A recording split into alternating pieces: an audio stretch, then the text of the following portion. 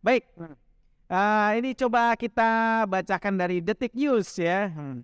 Parahnya korupsi bansos beras Kemensos seolah didistribusikan padahal belum. Aduh, aduh, belum didistribusiin aja udah dikorupsi guys. Gimana guys? Bung Herun, gimana perspektif Bu Erin terhadap kasus korupsi bansos yang tidak terdistribusikan ini ya? Kurang ajar, gile banget ya. Wah, luar biasa ya. Ngeri bener zaman sekarang ini. Korupsinya udah gila-gilaan. Nggak mau ngaku pula, berantem, adu bacot pula lagi.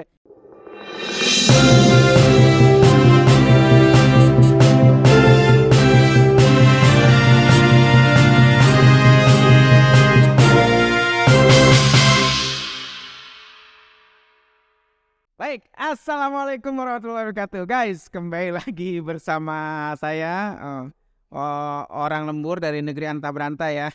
Kali ini kita lanjut lagi di Rubik Mimbar Sud bersama Bung Herudin ya. Ini udaranya agak kurang dingin ya, makanya agak gatel-gatel gitu. Siapa tahu ada orang yang bisa naikin itu udah ya. Ya, baik. Alhamdulillah ya. Kita bisa bersua lagi bersama netizen ya, bersama Bung Herudin ya.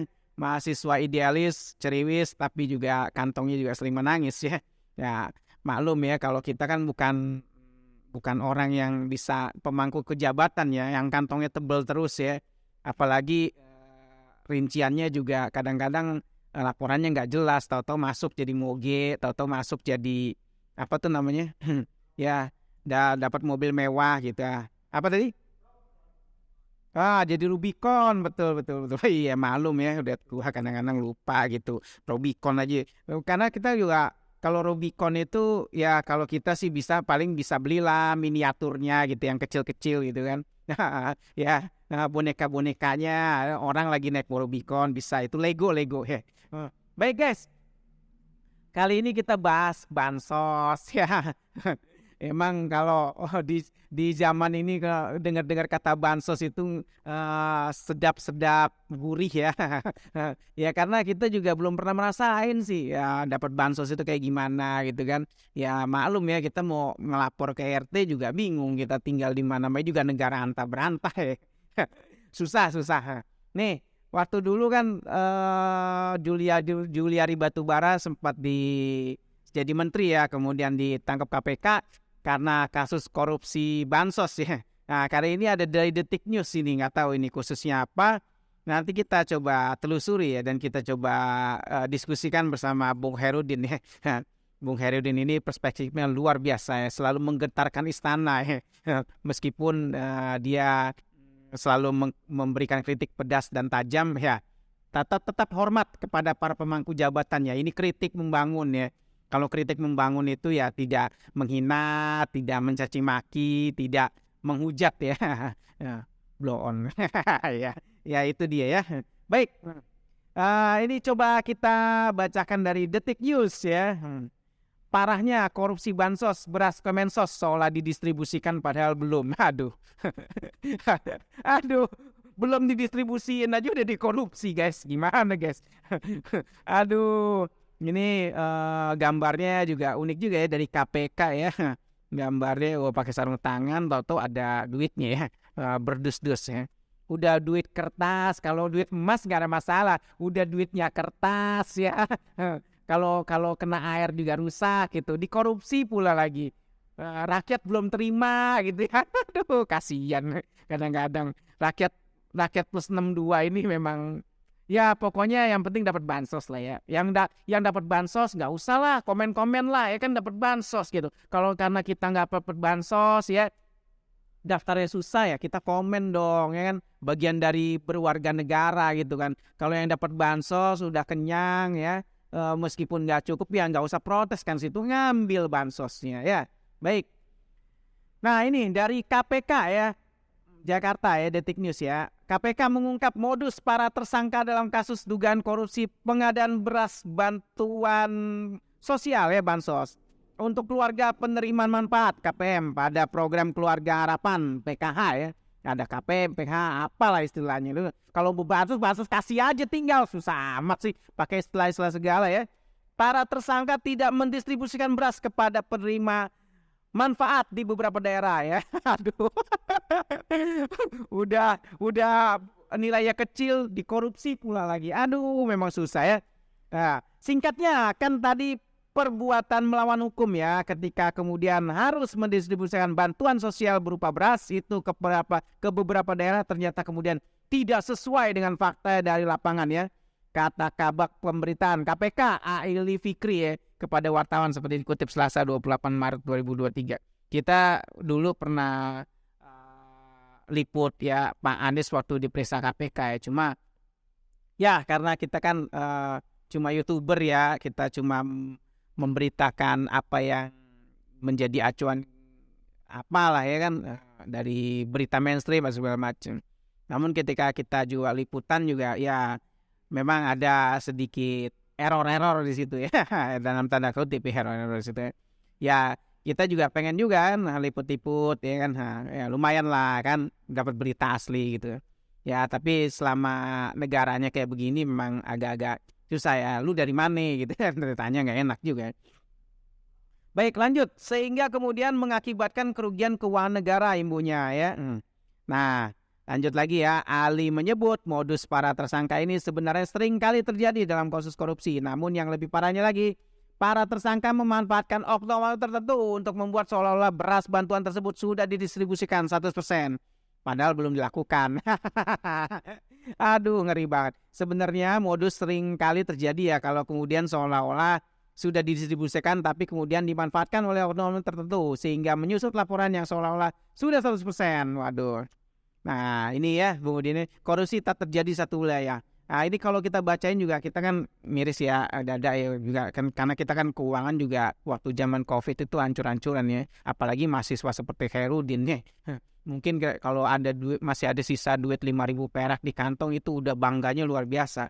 Tapi kalau tinggal kosong melompong itu waduh itu ada yang pamer-pamer peci. Baik. Bung Khairudin, gimana perspektif Bu Erin terhadap kasus korupsi bansos yang tidak terdistribusikan ini ya? Kurang ajar, gile banget ya. Wah, luar biasa ya. Ngeri bener zaman sekarang ini. Korupsinya udah gila-gilaan, nggak mau ngaku pula, berantem, adu bacot pula lagi. Baik, silakan Bu Khairudin. Ya, bismillahirrahmanirrahim. Assalamualaikum warahmatullahi wabarakatuh. Semoga kawan-kawan mimbar tube semua nih ya, netizen-netizen yang budiman selalu sehat walafiat ya. Apalagi kita di bulan Ramadan ini ya sudah memasuki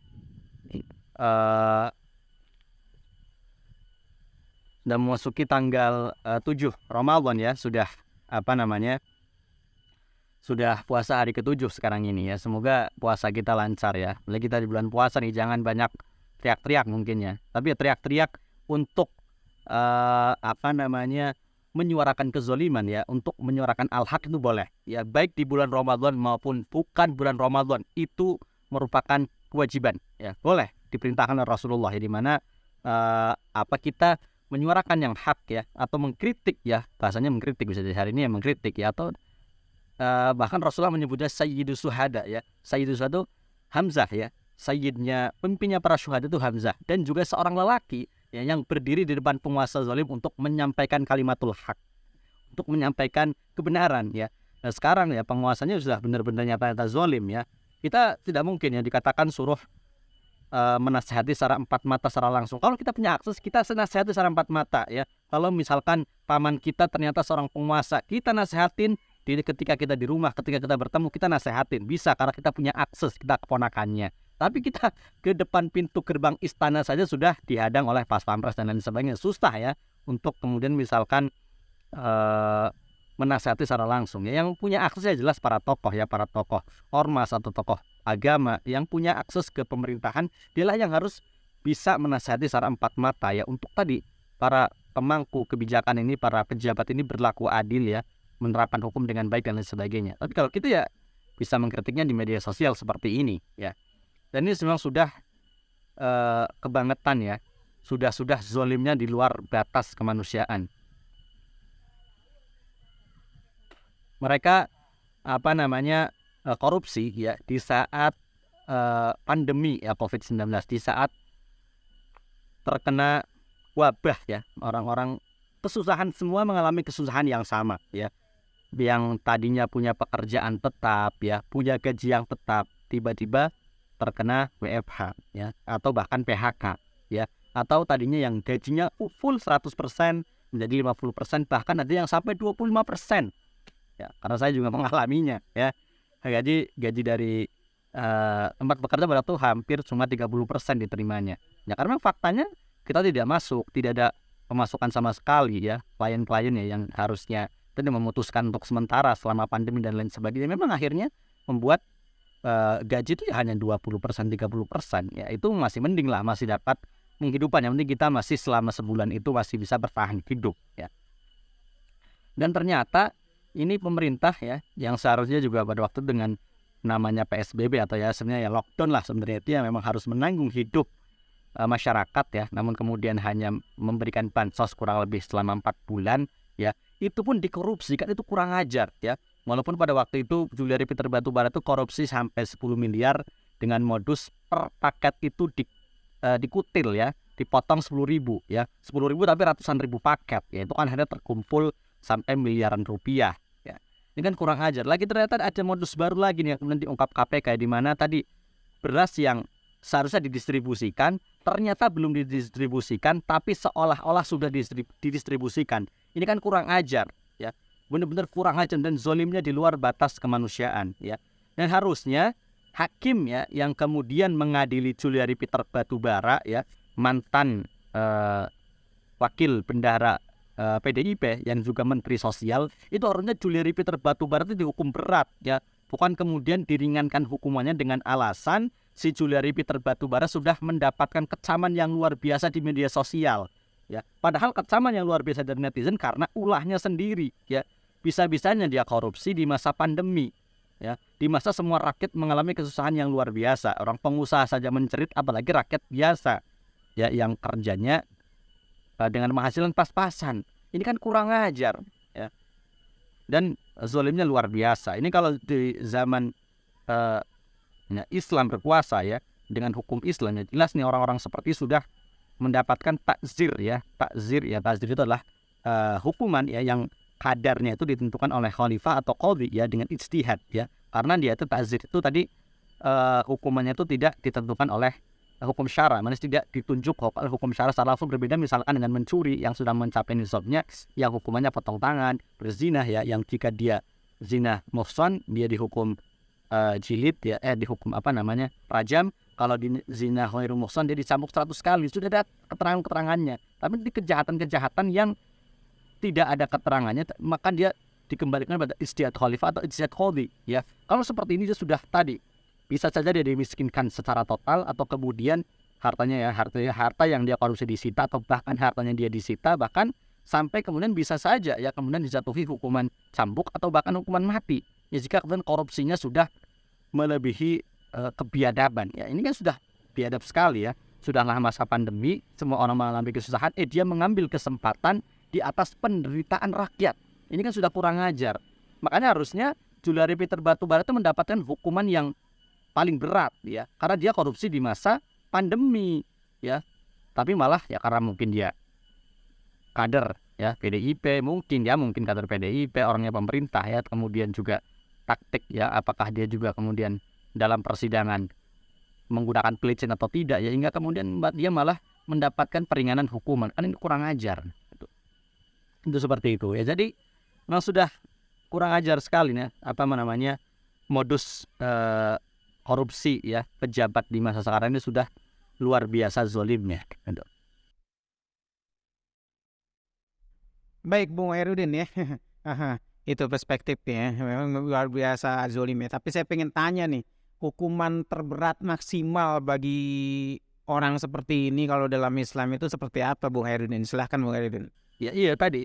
Ini jadi hukuman ini kan tadi namanya ta'zir ya, hukuman yang kadarnya itu atau hukuman itu diserahkan kepada qadhi ya, atau hakim, atau kepada ijtihadnya khalifah ya.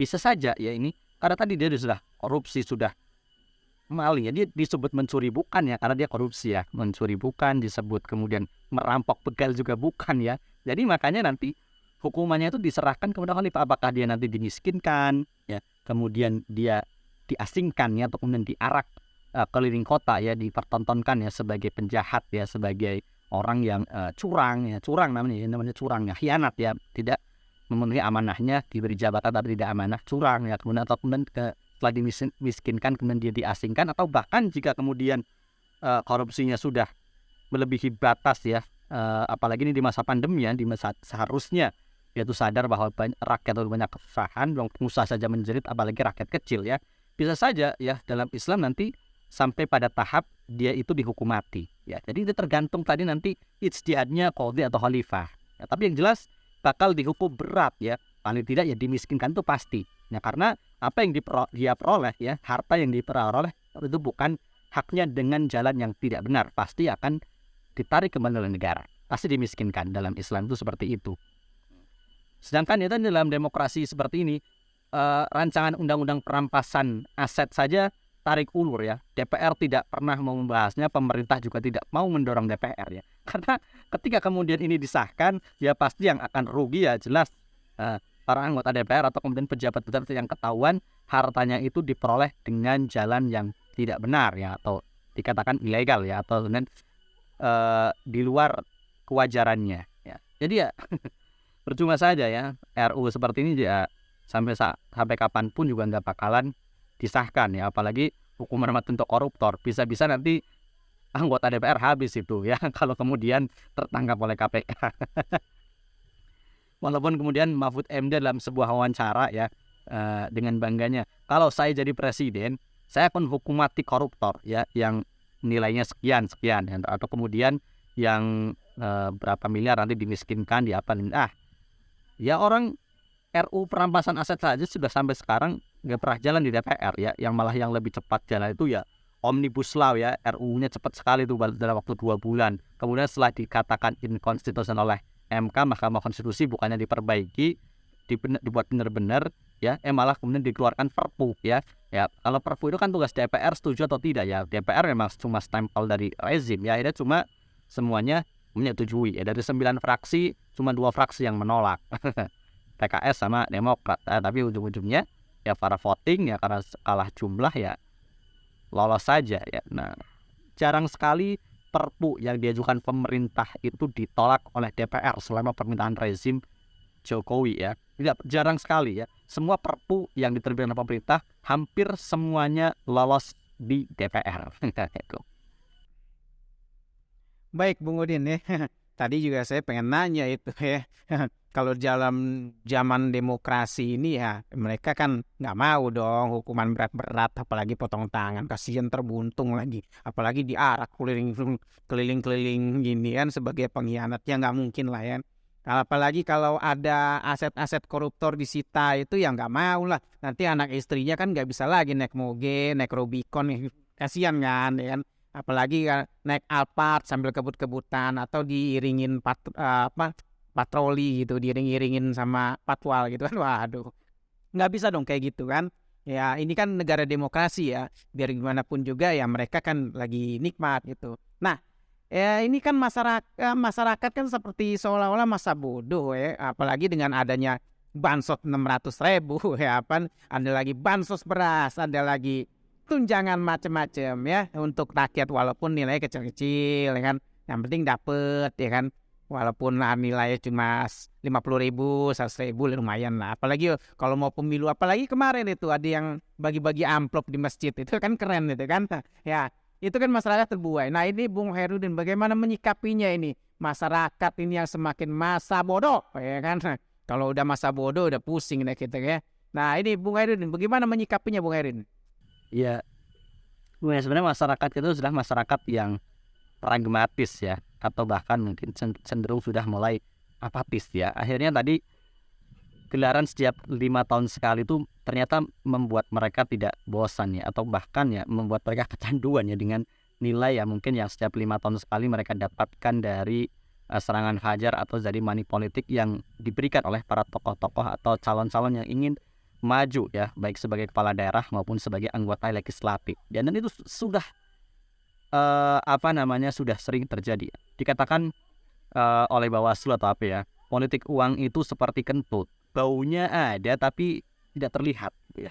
ada baunya saja. Padahal money politik itu sudah terlihat sangat jelas ya. Ya seperti kemarin contohnya ya, politikus PDIP yang juga ketua Banggar DPR Said Abdullah ya, yang dengan jelasnya ya membagikan, ya dibilang zakat malnya ya. Ya kalau zakat mal sebenarnya kalau dibagi ya nggak masalah, memang dibagi seperti itu nggak masalah. Cuma kan sudah jelas terlihat ya, dia menggunakan amplop berlogo PDIP dan bergambar dirinya. Sudah jelas ini arahnya kemana. Yaitu arahnya ya agar di 2024 dia dipilih. Sudah jelas itu ya.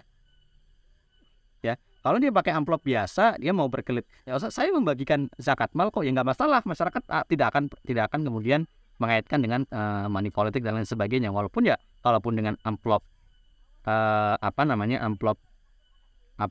polos pun, ya kita juga akan berharap nih, ini yang memberi politisi pasti ada feedback lah. Feedbacknya tadi paling nggak nanti dipilih lah di 2024 ya, apalagi kan dia mau menyalonkan lagi sebagai anggota DPR seperti itu. Dan ini sudah jadi hal yang biasa ya. Jadi akhirnya masyarakat kita terbuai ya, mungkin karena tadi ya masyarakat kita terdesak dengan kebutuhan ya. Jadi ketika ya dikasih ya diterima aja ya, lumayan lah ya, mungkin buat beli beras, buat beli minyak, apalagi minyak ya mahal ya. Minyak kita ya giliran murah harganya 28.000 ya susah ya. Kadang-kadang di warung-warung nggak ada ya, di Indomaret juga susah. Yang ada ya minyak-minyak yang biasa yang harganya di atas 30.000 semua, bahkan 40.000 lebih ya. Jadi ya akhirnya seperti itu ya, mereka pilih ya udahlah, udah ngasih, pilih aja gitu. Padahal ketika dia terpilih ya dia sebenarnya sudah memberikan hak suaranya, sudah minta ya. Nanti ketika orang ini terpilih ya dia menganggap ya sudah memberikan uang kok ya, mau kebijakan. Padahal ketika dia terpilih, dialah yang menentukan kebijakan, dialah yang menentukan nantinya kebijakan 5 tahun ke depan mungkin dan lain sebagainya. Inilah memang kerusakan ya dari sistem demokrasi ya, bukan hanya memang kerusakan dari asasnya saja. Zaman demokrasi itu bukan masalah memilih pemimpin, tapi kedaulatannya ya, dimana kemudian kedaulatan itu ada di tangan rakyat lewat wakil-wakil yang kemudian membuat hukum. Padahal dalam Islam jelas kedaulatan ada di tangan syara, di mana hak membuat hukum adalah milik Allah dan Rasulnya. Ya, sekarang memang wahyu sudah tidak turun, Al-Quran sudah turun secara sempurna, hadis-hadis sudah jelas. Ya, jadi menggali hukumnya ya dengan menggali Al-Quran dan As-Sunnah. Itu seperti itu. Sembarang kok ada seperti, mohon maaf ya, Profesor Mahfud MD yang mengatakan ya kalau di masa Rasulullah itu negara Islam dia karena Rasulullah itulah hukumnya, Rasulullah yang menerima wahyu. Kemudian setelah itu nggak bisa lagi dari negara Islam, nggak bisa karena Al-Quran itu sudah sempurna. Ada juga hadis, kemudian ada ijma sahabat, kemudian ada qiyas ya, yang para ulama sudah menentukan cara-cara mengistinbat hukum. Ya jadi yang namanya syariat itu sudah sempurna, ya tinggal dilaksanakan saja gitu. Ya ini juga kemudian mengatakan ya bahwa tidak usah masyarakat yang mungkin belum paham belum tidak usah khawatir ya dengan kemudian misalkan syariat Islam diterapkan ya. Ya syariat Islam terapkan, apa yang takut ya, apa yang perlu ditakutkan misalkan kemudian negara kita ya menerapkan syariat Islam ya. Satu, melakukan kewajiban. Yang kedua, apa yang ditakutkan? Takut hukuman mati ya. Kalau Anda tidak membunuh ya, Anda tidak berzina ya, Anda tidak selamat ya. Yang kemudian Anda takut dipotong tangan. Nah, kalau Anda bukan pencuri ngapain takut ya? Yang dipotong tangannya itu kan pencuri ya. Dan sebelum dilaksanakan hukuman potong tangan pun negara juga sudah melakukan pencegahan ya, orang-orang kebutuhan dasarnya harus terpenuhi ya, dimana kemudian semua orang bisa, kepala keluarga terutama, bisa mengakses pekerjaan, apalagi pendidikan, kesehatan itu digratiskan ya. Orang sekarang ya cuma tinggal urusan makan lah, apalagi makan kemudian kalau kemudian dalam Islam kan kalau kemudian seseorang keluarga tidak mampu, keluarganya yang menanggung. Kalau keluarganya nggak mampu, nanti tetangganya ikut menanggung ya. Apalagi kalau semua tetangganya juga nggak bisa, nanti pemerintah yang ikut menanggung ya. Ada jadi nggak mungkin ya. Tapi kemudian jika sudah ya sedemikian rupa, sudahlah pekerjaan dipermudah ya, semua kebutuhan juga dipermudah, tapi masih mencuri, itulah yang kemudian nanti dipotong tangannya kalau pencuriannya dilakukan sudah memenuhi nisabnya. Seperti itu ya. Kalau bukan pencuri ngapain takut dengan hukuman potong tangan? Kalau bukan pembunuh ngapain takut dengan hukuman qisas ya? Seperti itu. Hukuman qisas itu kan ya bagi pembunuh, bagi penganiaya ya, bagi tadi yang kemarin kasus penganiayaan itu kan dalam hukum Islam qisas. Dia menganiaya dianiaya balik ya. Dia nampar nih, nonjok mata, ya dia ditonjok matanya lagi. Kan pembalasannya seperti yang pembalasan yang setimpal seperti itu ya. Jadi ngapain takut ya? Ngapain takut kalau Anda bukan penjahat ya, bukan pembuat pelaku maksiat, ya nggak usah takut gitu. Masalahnya itu ya. Yang ditakutkan itu ya, yang takut itu tadi karena para koruptor ya, karena ketika hukum Islam diterapkan mereka tidak bisa lagi korupsi ya, mereka tidak bisa leluasa ya, seperti itu. Jadi ya tadi ya, masyarakat kita mungkin masyarakat karena dia mungkin tingkat pendidikannya yang rendah dan juga apatis ya, kemudian juga tadi sudah lah kebutuhan dia sudah dipusingkan dengan kebutuhan, makanya ketika ada orang yang mengasih ya mereka terima aja semuanya ya, masalah nanti dipilih atau tidak ya mungkin nggak tahu lah ya, seperti itu gitu. Tapi yang namanya politisi ketika sudah memberi ya dia mengatakan ya, saya sudah membeli suara gitu, seperti itu. Baik, Bung Herudin ya, lumayan panjang perspektifnya dari mulai hukum syariat ya dijalankan ya sampai hingga ya politisi yang kalau istilahnya sana kubal kabul ya, nggak jelas ngomongnya, nggak jelas ini nggak jelas ya, klarifikasi ya udah jelas-jelas ya bagi-bagi duit di masjid masih aja ngomongnya alasan ini itu ya. Baik Bung Herudin ya, memang kita menghadapi masyarakat yang sudah mulai apatis ya, nggak peduli atau gimana. Tapi tetaplah kita sebagai anak bangsa harus menyuarakan atau tetap ya agar pesan ini sampai ya melalui sosmed ini, agar pesan ini sampai melalui khalayak ramai, melalui masyarakat umum, mungkin bisa nyampe juga ke engkong, nya, encing, nya, babi kan, nenek, kakek ya, kakek buyut ya. Kalau di Solo ini kan kita lagi ini kan pakai peci dari Solo nih. Nah ini kopiah, nama mereknya ini Kopiah Solih ya. Ya harganya nanti bisa dicek di sini. Baik Bung Herudin, nah, kita sudahi dulu perspektifnya kali ini ya. Karena juga ya saya sebagai seorang yang ekonominya pas-pasan ya, kita walaupun mau berbuka gini kita punya urusan juga ya. Baik Bung Herudin, sekian dulu dari kita berdua guys, dari ujung negeri anta berantah. Wassalamualaikum warahmatullahi wabarakatuh.